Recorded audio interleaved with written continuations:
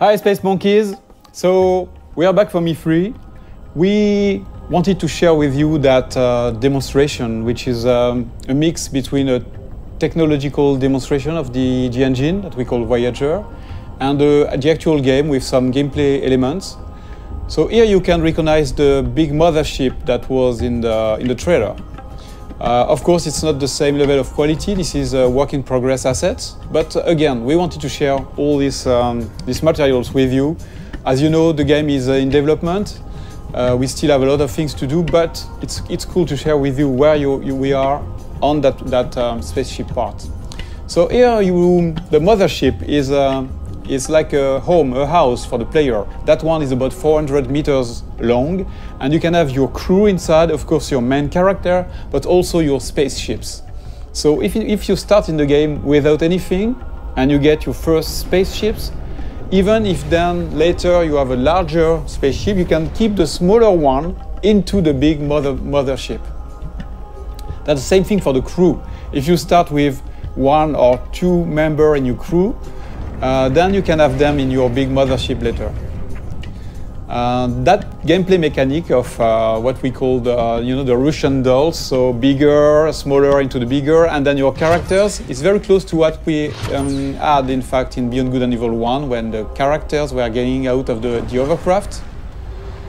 So here we have that monkey, which is my playable main character here, but of course in that game, you can select your character and create your own character. Just to give you a feeling of scale, that ship is about 20 meters long, and the other one, the mothership, is about 400 meters long. I'm going to go close to it so that you can see the size.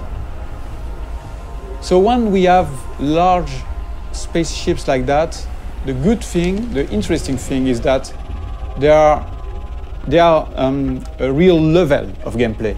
You can go inside. We have interiors for those big ingredients. So imagine I'm at the beginning of the game. I'm starting the game.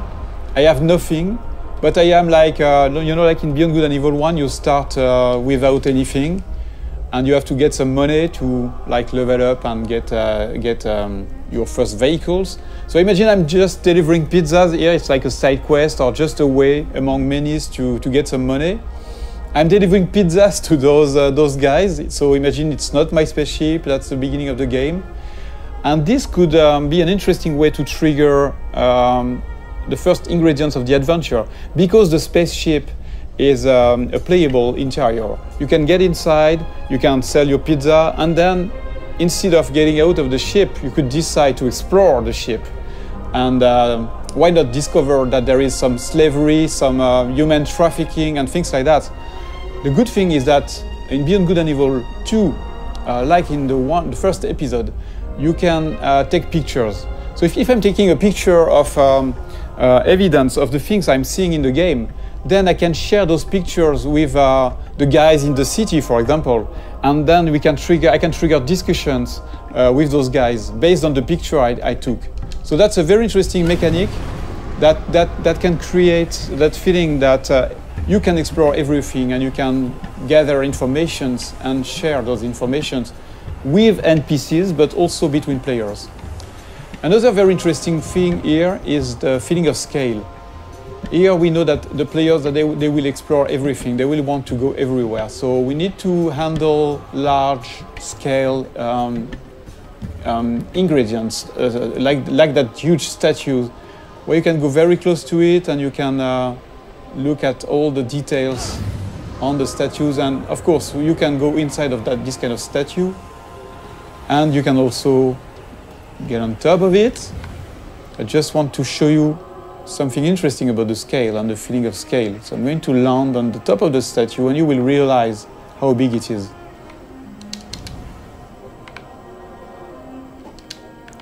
So here we have a wonderful vista.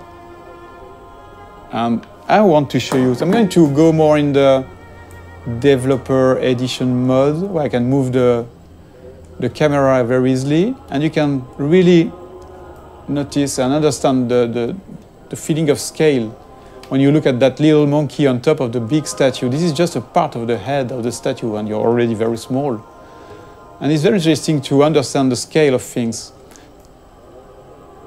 Here you see that the statue is really, really big. The statue is about 700 meters high. And the very interesting thing, again, is that, in fact, that statue, which is big, is just into a big city that is very small, in fact, compared to the continent here, the size of that big island, and which is a small part of a big planet. So you realize that you are just a little dot on that big planet, which is, in fact, just a small planet around a bigger one, which is a small dot in the big universe. So when we started that technology, we thought that we needed to handle that feeling of scale and in a realistic way.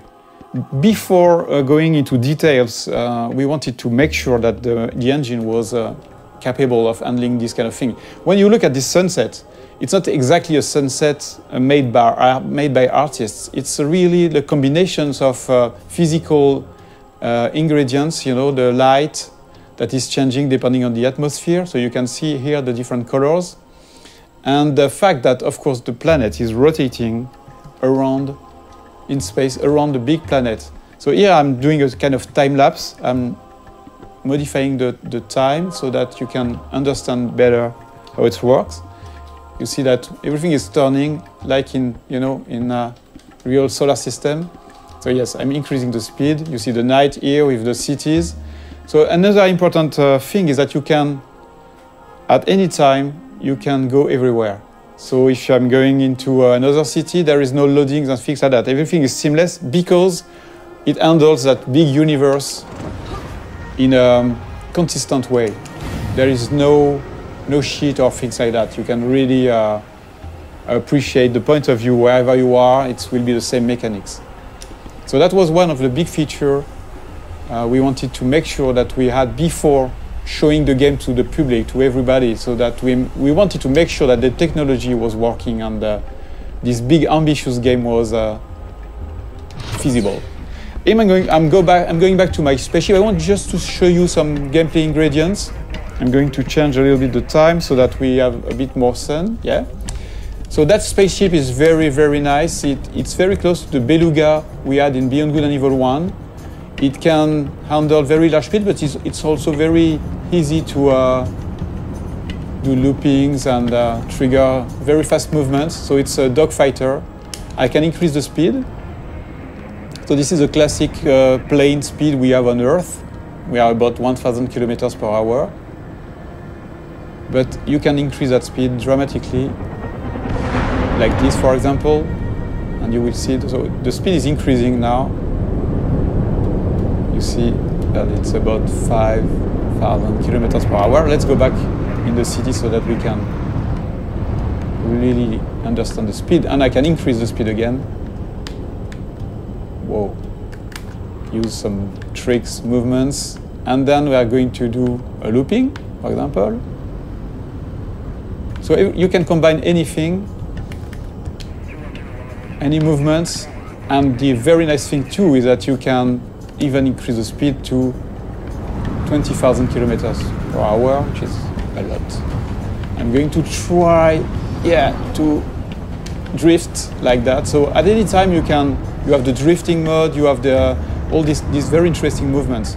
But of course, the biggest things you want to do in this kind of situation is to go in space. So let's trigger higher speed. And you see this little effect around the spaceship is because of the friction of the atmosphere. If I don't increase my speed, there is no reason to have more friction. But if I'm increasing the speed, you will see that the effect is stronger. And same thing if I'm going very, very fast. So depending on the quantity of atmosphere, you can have a stronger effect. Until you start burning.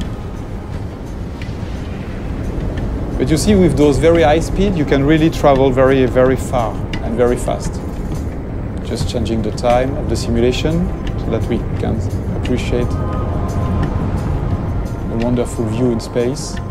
So if I decide to go on this planet or the satellite, which is somewhere around there, I can go there seamlessly. And the more the further you are of the planet, the faster you can go because there's no more atmosphere, so no more friction. So here still have a little friction. But of course you can go back onto the planet whenever you want.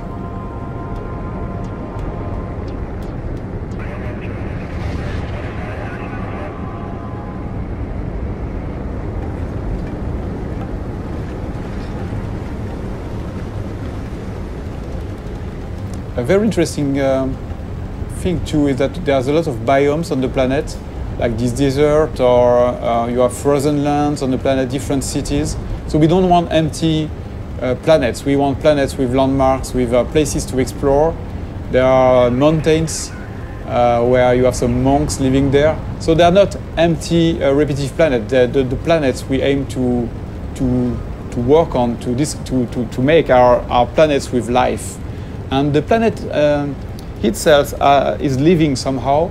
For example, that planet has different, I would say, big biomes. Because that planet, as I told you, is a satellite of the bigger one, the one that is in the foreground. A part of that planet is protected, like the moon. Our moon is a part of the moon is protected by Earth from the big asteroids and meteorites. So here that's exactly the same thing. The cities are built in the safe place where nothing is falling from space. But I will show you a bit later the opposite part of that planet, where you can have real-time giant meteorites, asteroids falling and modifying the planet's ground. The very interesting thing is that this kind of event is connected to the life on the planet. So that, yes, you've got those cities on the safe place, but once the big giant meteorites are falling on the other side of the planet, then you have the big companies that are sending the slaves on those very dangerous places. And a lot of slaves are dying trying to gather the meteorites goods, all the things that are falling from space and crashing. They are taking those rare materials and risking their life. So it's not just about the planet on one side and the story on the other one. The planet and the story are connected, and that's a very important thing for us. So again, let's look at that planet modification process. Okay, so now we are back on the other side of the planet, the side that is bombarded by meteorites. Here, we just want to showcase the ability that we have in the engine to modify the whole planet in real time. So here, for example, imagine that you're flying over that region. You can have a huge meteorite falling in front of you, and you will have all these one incredible effects on the planet, but also on the other spaceships. So that's a very important feature for Beyond Good and Evil. We want interactivity to be the heart of the whole experience, not just with characters, not just with spaceships, but also with a big, huge planet. So thank you for watching that video. This is our first Space Monkey debrief. Many more will come, and we would love to have you leaving us your comments on this Space Monkey program site. So please comment, tell us what you think, and expect way more videos like that. Thank you very much.